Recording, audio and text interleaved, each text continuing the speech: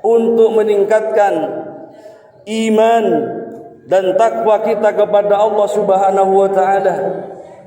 Tentunya tidak hanya kepada para kaum muslimin jemaah sekalian, terlebih kepada yang sebagai menjadi khatib, karena sama-sama mendambakan untuk mardhatillah.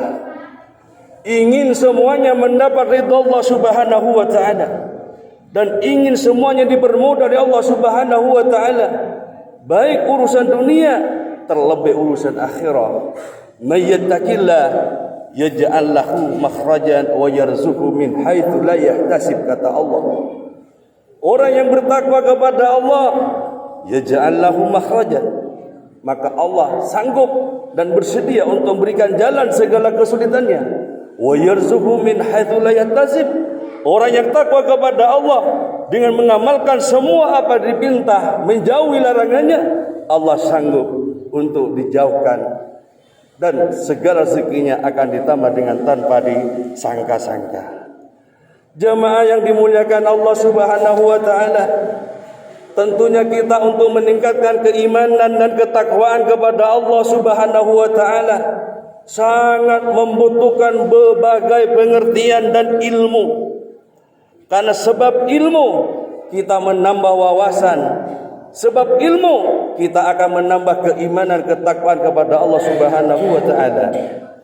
Oleh karenanya pada kali ini, izinkanlah kami ingin menyampaikan sebagai tambahan ilmiah agar kita berlebih untuk meningkatkan iman dan takwa kepada Allah Subhanahu wa taala. Kata Rasulullah Muhammad sallallahu alaihi wasallam di kitab Durratun Nasihi menyampaikan, ruya anin Nabi alaihi salatu wassalam, diceritakan, diterangkan yang datangnya dari Nabi kita Nabi Muhammad sallallahu alaihi wasallam. Apa kata beliau? Man ahya awwalu lailati min Rajab. Man, siapa orang, ahya, yang menghidupkan. Adapun orang, yaitu yang menghidupkan, kata Rasulullah, awalul laila, di malam pertama mir Rajab, bulan Rajab. Jemaah yang dimuliakan Allah Subhanahu wa taala, yang patut kita menghayati dan mempelajari, apa sih contoh yang menghidupkan malam Lailatul Rajab? Salah satunya secara umum berbuat kebaikan kepada Allah. Secara rinci, mungkinkah kita memperbanyak selawat kepada Rasulullah Muhammad sallallahu alaihi wasallam?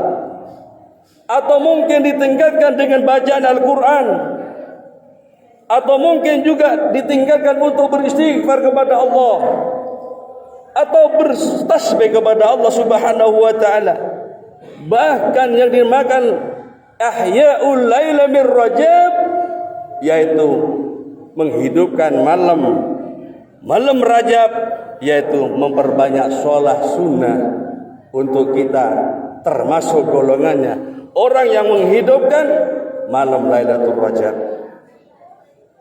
Jamaah Jumat yang dimuliakan Allah Subhanahu wa taala, termasuk juga menghidupkan bulan Rajab, menghidupkan Lailatul Rajab, yaitu memperbanyak sedekah, memperbanyak toleransi untuk menyumbang kepada sesama, termasuk yaitu kita memperbanyak sedekah kepada masjid dan pembangunan masjid, khususnya masjid kita, Masjid Nur Besar Nurul Qadim Kota Anyar ini.